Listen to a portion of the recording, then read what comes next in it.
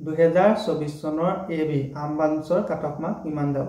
নমস্কাৰ, আপোনালোক সকলোকে প্ৰফুল্ল অসম ইউটিউব চেনেললৈ স্বাগতম জনাইছোঁ। যদি আপোনালোক চেনেলটোলৈ প্ৰথমবাৰৰ বাবে আহিছে, প্লিজ চেনেলটো ছাবস্ক্ৰাইব কৰি দিব। যদি ভিডিঅ'টো ভাল লাগে এটা লাইক কৰি দিব আৰু লগৰ বন্ধু বান্ধৱীসকলে শ্বেয়াৰ কৰি দিব।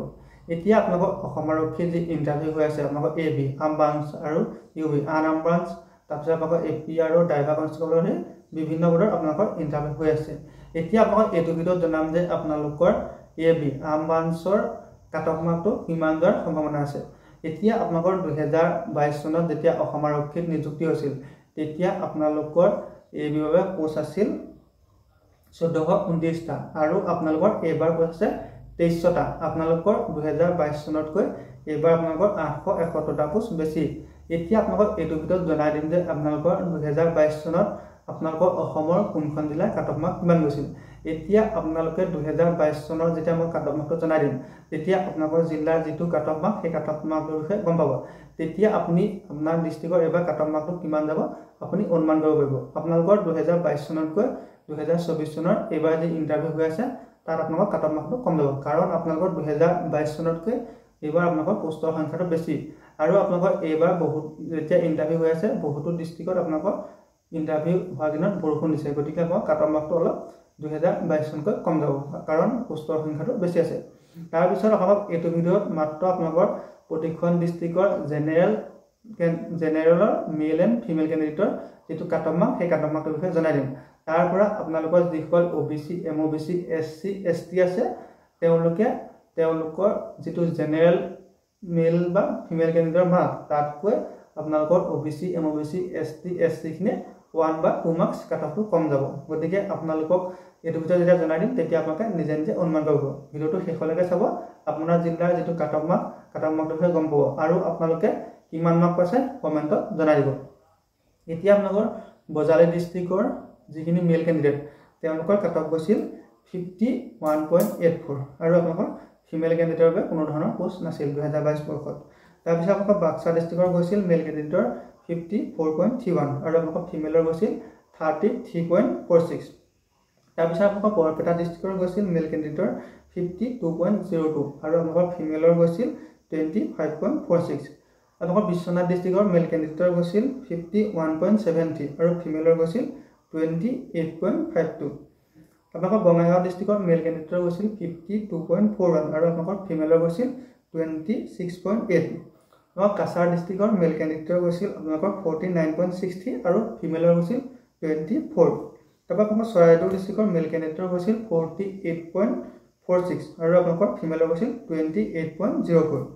তাৰপিছত আপোনালোকৰ চিৰাং ডিষ্ট্ৰিক্টৰ মেল কেণ্ডিডেটৰ গৈছিল আপোনালোকৰ 51.24 আৰু ফিমেলৰ গৈছিল 26.74। আপোনালোকৰ দৰং ডিষ্ট্ৰিক্টৰ মেল কেণ্ডিডেটৰ গৈছিল 51.27 আৰু আপোনালোকৰ ফিমেলৰ গৈছিল 29.06।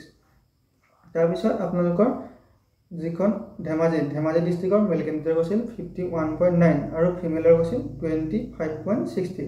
তাৰপিছত আপোনাৰ ধুবুৰী ডিষ্ট্ৰিক্টৰ মেল কেণ্ডিডেটৰ গৈছিল 51.72 আৰু আপোনালোকৰ ফিমেলৰ গৈছিল 30.68।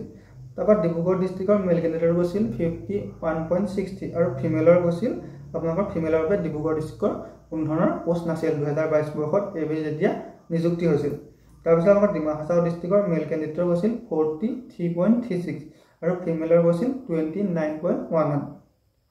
তাৰপৰা আপোনাৰ গোৱালপাৰা ডিষ্ট্ৰিক্টৰ মেল কেণ্ডিডেটৰ গৈছিল 52.08 আৰু ফিমেলৰ গৈছিল 29.71।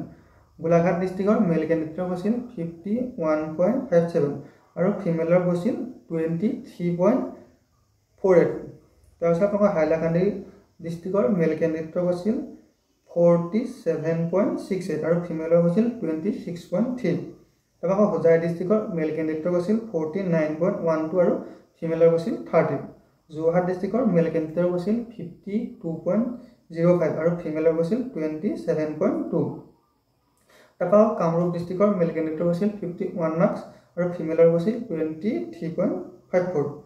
তাৰপৰা আপোনালোকৰ কাৰ্বি আংলং ডিষ্ট্ৰিক্টৰ মেল কেণ্ডিডেটৰ গৈছিল আপোনালোকৰ 51.54 আৰু ফিমেলৰ গৈছিল 23.2। তাৰপৰা আপোনাৰ কামৰূপ মেট্ৰৰ গৈছিল মেল কেণ্ডিডেটৰ 48.22 আৰু ফিমেলৰ গৈছিল 33.2। তাৰপৰা আপোনাৰ কৰিমগঞ্জ ডিষ্ট্ৰিক্টৰ মেল কেণ্ডিডেটৰ গৈছিল 47.92 আৰু ফিমেলৰ গৈছিল 29.1 তাৰপৰা কৰিমগঞ্জ ডিষ্ট্ৰিক্টৰ মেল কেণ্ডিডেটৰ গৈছিল 52.47 আৰু ফিমেলৰ গৈছিল 29.8 তাৰপৰা আপোনাৰ লখিমপুৰ ডিষ্ট্ৰিক্টৰ মেল কেণ্ডিডেটৰ গৈছিল 52.41 আৰু ফিমেলৰ গৈছিল 28 তাৰপৰা আপোনাৰ মাজুলী ডিষ্ট্ৰিক্টৰ মেল কেণ্ডিডেটৰ গৈছিল 52.51 আৰু আপোনালোকৰ ফিমেলৰ মাজুলী ডিষ্ট্ৰিক্টৰ 2022 বৰ্ষত যে নিযুক্তি হৈছিল তাত ফিমেলৰ এইভাবে কোনো ধৰণৰ পোষ্ট নাছিল তাৰপিছত আপোনালোকৰ মৰিগাঁও ডিষ্ট্ৰিক্টৰ মেল কেণ্ডিডেটৰ গৈছিল 51.33 আৰু আপোনালোকৰ ফিমেলৰ গৈছিল 28.12 তাৰপৰা আপোনালোকৰ নগাঁও ডিষ্ট্ৰিক্টৰ মেল কেণ্ডিডেটৰ গৈছিল 50.53 আৰু ফিমেলৰ গৈছিল 26.89 নলবাৰী ডিষ্ট্ৰিক্টৰ মেল কেণ্ডিডেটৰ গৈছিল 51.72 আৰু ফিমেলৰ গৈছিল 28.40 এবাৰ শিৱসাগৰ ডিষ্ট্ৰিক্টৰ মেল কেণ্ডিডেটৰ গৈছিল 51.81 আৰু ফিমেলৰ গৈছিল 29.11 শোণিতপুৰ ডিষ্ট্ৰিক্টৰ মেল কেণ্ডিডেটৰ গৈছিল 51.16 আৰু ফিমেলৰ গৈছিল 28.32 তাৰপৰা আপোনাৰ সাউথ চালমাৰা মানকাছাৰ ডিষ্ট্ৰিক্টৰ মেল কেণ্ডিডেটৰ গৈছিল 51.84 আৰু ফিমেলৰ গৈছিল 23.72 আপোনাৰ তিনিচুকীয়া ডিষ্ট্ৰিক্টৰ মেল কেণ্ডিডেটৰ গৈছিল 51.69 আৰু ফিমেলৰ গৈছিল 31 ওদালগুৰি ডিষ্ট্ৰিক্টৰ মেল কেণ্ডিডেটৰ গৈছিল 51.87 আৰু ফিমেলৰ গৈছিল 30.85 তাৰপিছত আপোনাৰ ৱেষ্ট কাৰ্বি আংলং ডিষ্ট্ৰিক্টৰ মেল কেণ্ডিডেটৰ গৈছিল 50.64 আৰু আপোনাৰ ফিমেলৰ বাবে ৱেষ্ট কাৰ্বি আংলঙত কোনো ধৰণৰ এবি ব্ৰাঞ্চৰ পোষ্ট নাছিল এতিয়া আপোনালোকৰ ডিষ্ট্ৰিক্টৰ যিখন কাট অফ মাৰ্ক 2022 চনৰ এই কাট অফ মাৰ্কটো জেনেৰেল কাষ্টৰ মেল এণ্ড ফিমেলৰ বিষয়ে গম পালে এতিয়া আপোনালোকৰ যি 2024 চনত আপোনালোকৰ ফিজিকেলৰ কাট অফ মাৰিব তাতকৈ আপোনালোকৰ কাট অফ মাৰ্ক কমিব আৰু আপোনালোকৰ যিখিনি OBC MOBC ST SC আছে আপোনালোকৰ তাতকৈ অলপ কম যাব গতিকে যিসকলে অলপ কম নম্বৰ পাইছে সেইসকলে ভালদৰে পঢ়া শুনা কৰি থাকক আপোনালোকৰ বহুখিনি ডিষ্ট্ৰিক্টত আপোনালোকৰ 27 28 নম্বৰৰ পৰা ফিমেল কেণ্ডিডেটৰ নাম আহি যাব তাৰপিছত আপোনালোকৰ বহুতো ডিষ্ট্ৰিক্টত 49 50 পোৱা আপোনালোকৰ বহুতৰ নাম আহি যাব গতিকে সকলোৱে ভালদৰে পঢ়া শুনা কৰি থাকক যদি আপোনালোকৰ অসম আৰক্ষী ৰিটেন দিবলৈ কিবা কাৰণ নাম নাহে তেতিয়া আপোনালোকৰ 2025 চনত আকৌ মাৰ্চ মাহত এডিআৰ বাবে নতুনকৈ এডভাৰটাইজমেন্ট মুকলি হ'ব তেতিয়া আপোনালোকৰ এডিআৰ পৰীক্ষাৰ বাবে আপোনালোকৰ যিখিনি পঢ়ি আছে সেইখিনি হৈ যাব তাতো আপোনালোকৰ জেনেৰেল নলেজ ইংলিছ মেথছ আহিব আৰু আপোনালোকৰ এডিআৰটো জেনেৰেল নলেজ ইংলিছ মেথছ আৰু ৰিজনিং আহিব একেখিনি আহিব গতিকে পঢ়া শুনা কৰি থাকক পঢ়াটো আপোনালোক কেতিয়াও অথলে নাযায় ভালদৰে পঢ়া শুনা কৰি থাকক যদি আপোনালোকৰ কিবা কাৰণত ৰিটেন দিবলৈ নাম আহে তেতিয়া যদি আপুনি ফিজিকেলত কম নম্বৰ পাইছে তেতিয়া আপুনি ৰিটেনত এটা ভাল মাৰ্ক পাব লাগিব তেতিয়াহে আপোনালোকৰ ফাইনেলত নাম আহিব গতিকে আপুনি নপঢ়াকৈ নাথাকিব ভালদৰে পঢ়া শুনা কৰি থাকক তেতিয়া আপুনি চাকৰিটো পোৱাত অলপ সুবিধা হ'ব গতিকে ভালদৰে পঢ়া শুনা কৰি থাকক ধন্যবাদ